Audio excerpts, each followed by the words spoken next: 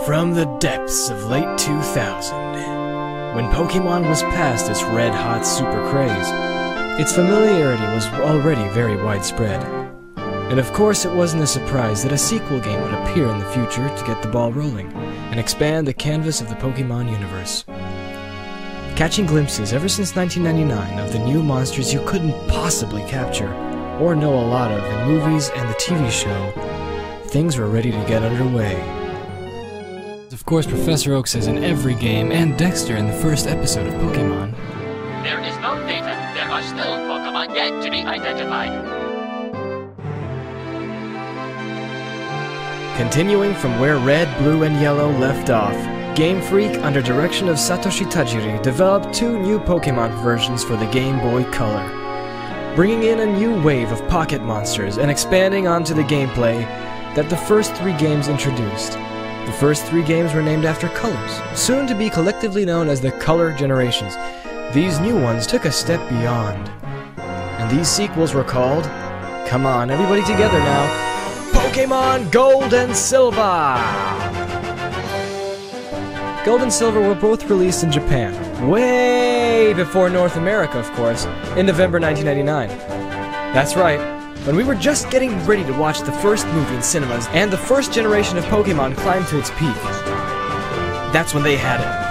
I've got a Pokémon and you don't! And when the now called second generation was released to the world, Pokémon would have grown and changed and established itself as a permanent player in Nintendo's family. The story was bigger, the Pokémon were new, and the gameplay was way more intricate. And the box start and package of the cartridges had a familiar sight on them. Lugia! Hey, wait, I remember Lugia from the movie 2000! Awesome! And Ho-Oh for gold! Wait, Ho-Oh? What kind of a stupid name is that? And wait, I think I remember this from... Wait, from here!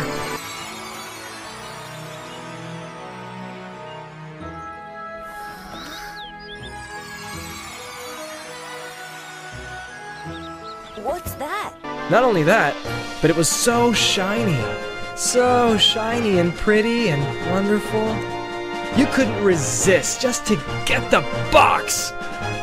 Also, this cartridge, to me, had this really nice nostalgic plastic goldish color on it, with little sparkles in it, which kind of reminded me of some kind of toothpaste. Darn it, it's pretty!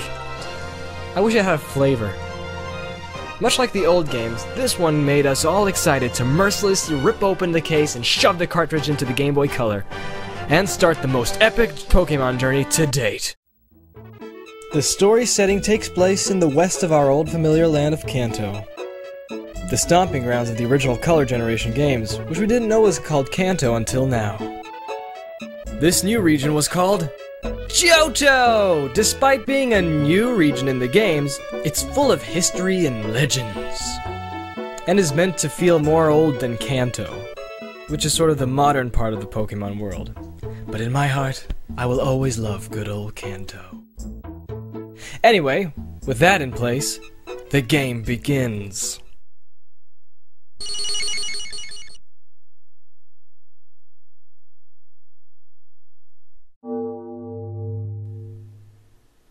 Shelter.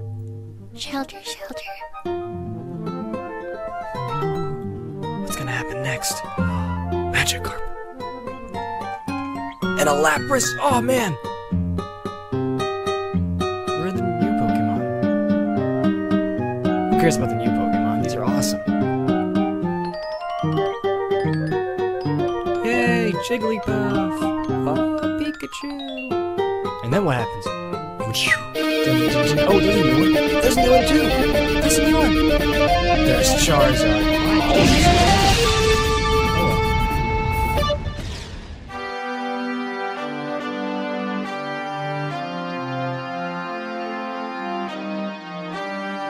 The very minute you put Gold and Silver in the Game Boy Color, you could tell this was already totally worth it. I mean, for all the innovation created for the Color Generations, simply having a graphical advancement would be worth playing through. The game made total use of its 8-bit color palette like Red, Blue, or Yellow could only dream of. At the time it was released, many more people owned a Game Boy Color. However, Gold and Silver were courteous enough to still keep the cartridge normal Game Boy compatible, so none of the older guys would miss out. Each Pokemon had 2 colors used to it, as opposed to the first generation where it was just 2 shades of the same basic color. And yeah, they took some shortcuts where some of the Pokemon sprites are the exact same as the one they were from Yellow. And the graphical interface was far more clean, and the Pokemon designs were solid and finalized. Remember coughing in Red and Blue? One of the coolest differences in Gold and Silver were the different poses for each monster that were exclusive to each version. That did not happen in Red and Blue, and made the games much more unique instead of just a super carbon copy of each other. The back sprites were also revised and refurbished. Whew. Talk about a facelift there. Each person, item, Pokemon, and place had unique colors that made this game feel much more solid and appealing than its predecessors. However, I do miss the different color hues for each town in Red, Blue, and Yellow. It's just so clean and nostalgic.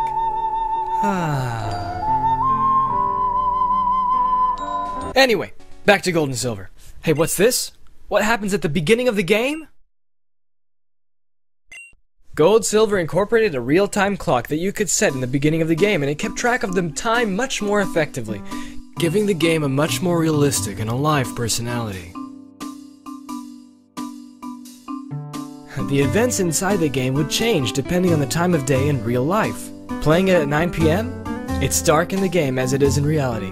Playing it at 7 in the morning? It's dawn there too. The differences in the day also had different Pokemon appearing in the wild. For example, at daytime, Pidgey would occupy the tall grass, whereas under the cover of night, the nocturnal owl Pokemon, Hoot Hoot, would be prominent. The innovative use of this idea made this new escapade into the Pokemon world far more alive and realistic. It even had day-specific wild Pokemon. For example, at Union Cave, a Lapras would appear on Fridays, ready for capture. However, the tragic downside of this was, of course, the internal battery that kept the clock going within the innards of the cartridge would eventually run dry. The result of this? Game save erase. No! Thankfully, this would only happen after many years. But I've just rediscovered my Pokemon Gold cartridge in a very dusty spiderwebbed attic after 6 years. And my game was historical to me. I caught them all. 151 Pokemon, beat the game inside and out, had my most powerful and hard-worked Pokemon in there, and they were a staple mark into the stories we created from them. I put it into Pokemon Stadium, and it was all gone. The battery was dead, and the game was destroyed.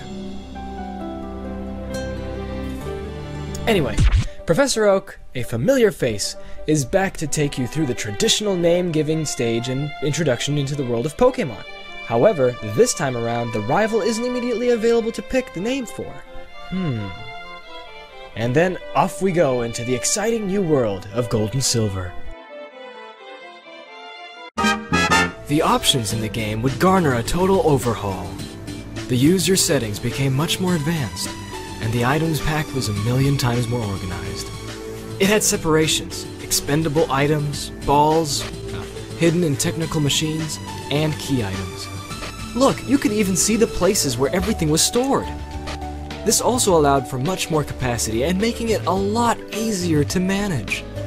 Compared to the first generation's sloppy stack, a little 10-year-old who just shoved everything into his backpack as his journey continued. We also had the stylish and sleek Pokégear, a handheld wristwatch-like device with a map, a real-time clock, and a cell phone. The ideal tool for any Pokemon adventurer.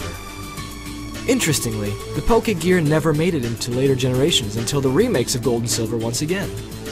Shame on them. As expected, of course. As if we had an overload of new things to do, Pokemon were able to hold items. I was kinda skeptical of this at first, going, oh, that's so stupid, many Pokemon don't even have hands, how can they hold items? But anyway, it is a new layer of strategy, as you could give Pokemon berries, or stones, or anything else to hold what would affect its stats and abilities. But it wasn't just useful in battle. The held items could be traded via Pokémon trading, so you could give your friend that leaf stone that he's always been wanting and didn't want to pay for, but it's too early in the game for him to get it. Stuff like that made these new games totally more interactive, and oh yes, it was possible to buy letters and send them to your friends by the same means. We used to do this a lot, and write all kinds of absurdities. The letters had different styles which could be brought at Pokémarts wherever you went.